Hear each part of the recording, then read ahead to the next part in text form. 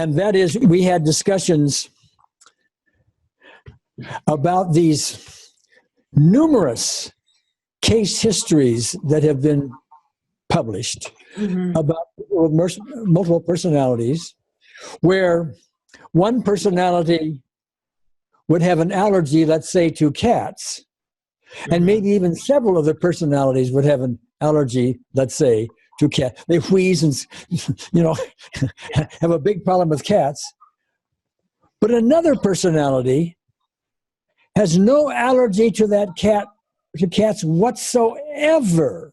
That's right, and won't react at all. And won't react at all. And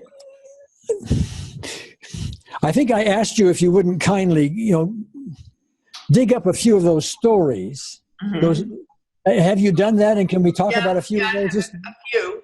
Okay. As we talked about, there's not a lot of hard research where there's double-blind studies, and we talked about the reasons why, and we don't need to get into it. There's a lot of documented cases, medically documented cases, of people with allergies. There was one particular with an orange juice allergy, who would get rash all over his body. One personality didn't have an allergy and didn't react at all to orange juice. Yet, I'm sorry, Marion, but yet, it is the same body. That's right. It's just a different belief system, a different consciousness that believed that he would have an allergy. And so, well, I got to say something. I'm sorry. The real issue here, at least from the unseen therapist point of view, and for where we're going, optimal EFT and all of that, is that you can literally, with your belief system, with your emotional take on things that may differ from one personality to another, you can literally create a ailment of some kind, just as you can discreate it with another set within the same body. Yes. With another set of beliefs, emotional makeup, and all of that. Same body. Okay. That's fascinating, because that points to the idea that we've been pounding on here, that is, our ailments are self-created, and hence the remedy for them can also be self-created. Now, that's just me pounding my little table here for a little bit, but go ahead. Give me some more examples. Well, before I do, maybe I should be clear so that everybody understands what multiple personality is, because people may think it's kind of crazy or they're psychotic. What happens is, if a very young child is horrifically abused in really horrible, traumatic ways, which I'm not going to go into because they're upsetting, it's a very healthy response to create a new personality inside who experiences the abuse and then goes inside, and the other person doesn't remember. And over time, they'll create more and more personalities to absorb the abuse so that the main personality doesn't remember what happens and can go on living. It's a very creative way, and it really only causes a problem later in life when the different personalities are conflicting. But each personality is separate. One could be male, one could be female, one could be old, one could be young, one could be an animal, one could be a baby and pre-verbal, and they have their own experiences and their own beliefs and their own medical conditions. Now, some of the real hard research has been on visual changes. And there was one study where they found that an older personality who was I think in his 40s needed reading glasses, whereas the children alters were fine without them. They could read fine without reading glasses. There was also a change in one other person had that lazy eye syndrome that some children have, only in the children alters. The adult alters did not have that problem. And when you say alters is another name for a personality. Yeah, I'm sorry. Yes. So go ahead. So visually, there were differences in pupil size. It's been documented, but it's not 100% clear that there are different eye colors. But I can tell you with certainty that there'll be different facial expressions. You can almost look like you're looking at a different person, almost like a really good actor, but they're not acting. They truly believe that they are a 14-year-old boy, though they may be in a 48-year-old female body. And they have all the thoughts and feelings of a 14-year-old boy, including wanting to look at Playboy or someone to buy them a copy of it. Or So having said that, maybe I should talk a little bit about my personal experience with it, because I think before yes, I want you to talk about that. That's the crescendo sort of to this discussion. Right. But if we can interject first, something you alluded to, and that is, why aren't there, since there's tons of case studies like this, there's lots of them, why aren't there validating research studies? Like, you know, they have research all kinds of things, but why is there some kind of a void in real hard validated science here? Okay, well, the one visual one I talked about was the closest we've come, because there was a control group. There were 9 people who were multiple and 9 people who weren't in the study.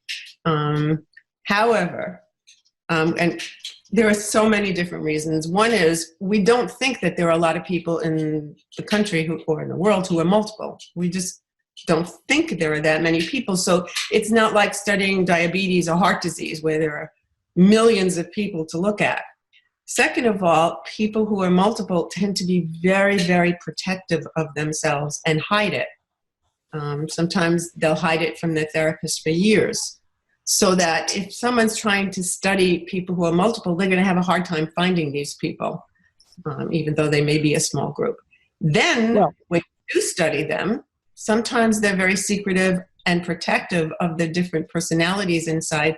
And so they may tell you they're sending out, let's say, a child personality, but they're not really, because they're afraid that child will get hurt. So they're sending out someone else pretending to be that child. So it's very, very difficult to do a scientific study. Well, I'm not a walking and talking expert on this form of science, although I know my way around it a bit. And you talked about a study that had 9 people in it. From my understanding, to really get hard scientists' attention or something like this, 9 is not enough people. Not enough. You need like 100. In order to get 100 that are actually cooperating, especially with this population, you're going to need to gather together 200 or 300 to begin with, because most of them are going to fall off, not cooperate one way, shape, or form. That's one. And you'll never know if they're telling you the truth anyway. Yeah, and then when you actually get there, you've got to have the other personality or personalities actually show up. And in my experience with these multiple personality folks, they'll have a personality which is a very young child who's very shy and does not want to show up at all, which mimics what you were just talking about a moment ago. Another one may be a very belligerent teenager who is not about to cooperate with anything, and on you go. So to be able to corral this into something that hard scientists want to do to, quote, prove it, doesn't really work very well. So we do have some pilot studies, yes, but we have loads of anecdotal stuff, and it makes good sense and fits within what we're trying to evolve here. Now, if you would, Marion, you've had this one personal experience. Please talk about that. Yes, it was with Susan. And Susan had maybe 17 different alters, personalities inside. She was in the hospital with double pneumonia and had a high fever. She was getting oxygen. She had an IV, and she could barely talk to me on the phone because every time she tried to talk, she would cough so much because the pneumonia was so bad. And one of her personalities inside, Monica, didn't have pneumonia. She said, Susan has pneumonia. I don't. I'm fine. I got a call from a nurse who didn't know what to do with Susan because one day, well, I found this out after, Monica told me that she saw an intern who she really liked and she thought was cute. So wait a minute. Just so we're clear. Monica is the name of one of the other personalities. Who did not have pneumonia. Susan is the main personality who had pneumonia. That's right. All right, continue, please. Monica said she saw an intern she thought was really cute.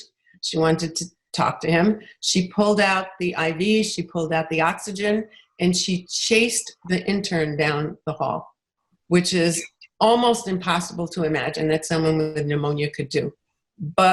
And the nurse didn't know what to do with her. She didn't know he was this really sick person running down the hall. To me, that was a turning point in the realization that what we believe is what we create. And since Monica did not believe she had pneumonia, she didn't have it. She was perfectly fine. She could run. Whereas Susan, who had pneumonia, couldn't talk. She could barely breathe. She had to get oxygen. And that, for me, blew my mind. Yeah. Well, it'll get your attention, won't it? So all of these studies are interesting, but nothing compares to having a personal experience of seeing somebody change so radically in their health. Okay. Now, if I recall our previous conversation on this, Susan's emotional issues have been resolved, but I want you to talk about this some, but it wasn't through some kind of fancy therapy or drugs or anything like that. It was something very simple. Can you talk about that? Yeah, I love to talk about it. I did learn everything I needed to learn about multiple personality. She was the first I worked with. I consulted with people. I was supervised. I learned how to deal with people who are abreacting, which means you're re-experiencing some trauma as though it's happening now. I learned all those things, but it was clear to me that that wasn't what was going to heal her. So at one point, she asked me to speak to her pastor, and I began consulting with the assistant pastor, and we started working together.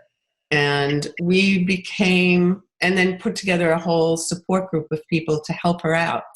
And we became her loving family that helped her heal. And it's clear to me that what made her heal is our love for her.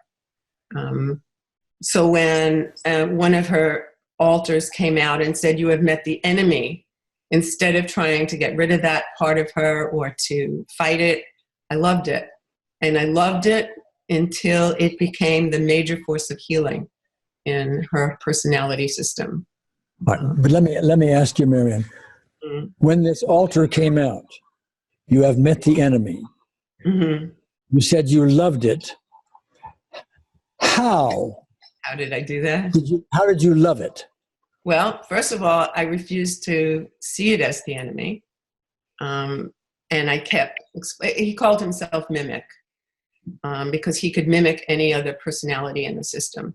And he said, and he spoke in a robotic voice.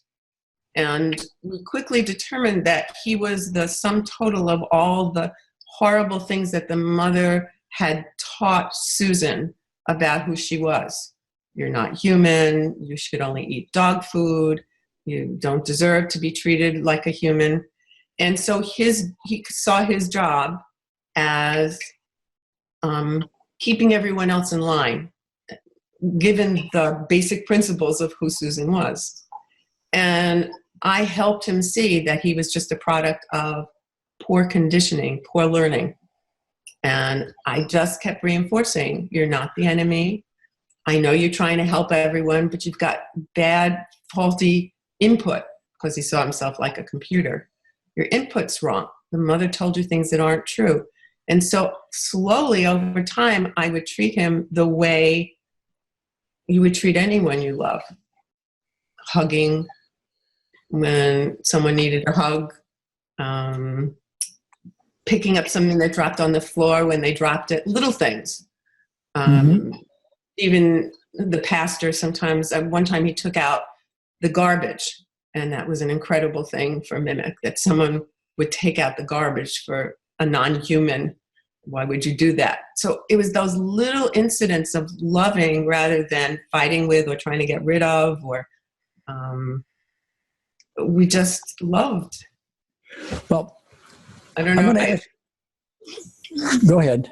It was 1,000 little incidents. Taking Susan out to Manhattan. We live outside of the city, and taking her into Manhattan to FAO Schwartz and letting the children alters come out and play in FAO Schwartz, and taking a carriage ride and walking her through the Plaza Hotel, the lobby, because the mother said, you're not allowed to do things that other humans do. You're not human. And doing all of the things with her that you do with a child that she never experienced. I'm wondering about something, and you've probably never been asked this question before, so do your best. As all this was occurring, because you are a fairly new member of our membership, as all this was occurring, if you had developed at that point more formal skills with our unseen therapist, I understand you're dealing with your own inner guide, similar thing. How might you have used the unseen therapist? Were you using her anyway? Is there some way you would use her more formally to speed up or enhance the process? I mean, give me some thoughts on that. Question. You're right. Nobody has asked me that before. I think I was doing it in a way without realizing it, because sometimes sessions were very upsetting and frightening for me, especially in the early parts when I was hearing about the horrible things that happened to her as a child. So I would ask for divine energy to come in and help me and Susan to get through the session, to help. Yeah, that's the unseen therapist. Yeah. So I wasn't using that word, but because I felt I needed help. And I knew that I couldn't know enough. Eventually, which is interesting, and I didn't say this to you when we were talking, it didn't come up, is one of her alters would have the function of what we would call the unseen therapist. She was kind of an overall, told me that she was divine. She was sent from God to help Susan, and often would break in when Susan was having problems and give me information that would help me, that I wouldn't have known. So she kind of performed that function of the unseen therapist. Yeah. More and more so as we went along. All right. Fabulous. Marion, you opened great doors for us. Thank you. Thank Susan, because she opened those doors for me. So. Okay. Well, yes. And which allows me now to come up with another thing. Therapy, properly done from an unseen therapist point of view, is one where all parties benefit. It isn't just the therapist with all the wisdom on high who is somehow or other, dispensing all of this in behalf of the client. It goes both directions if it's done well. Both parties are benefiting, and that also plugs into the fact that we all have the same issues. Details are different. You may not have multiple personalities, but you do have some of the same unresolved emotional issues that Susan has, and her alters have. And that's why we wrote a book about our work together, and we called it Shared Grace, because we felt we were all helping each other. I think Susan helped us as much as we helped her. And that's why we called it Shared Grace. Yes. Yeah. And that, I think, that idea needs to be injected over time into the healing process.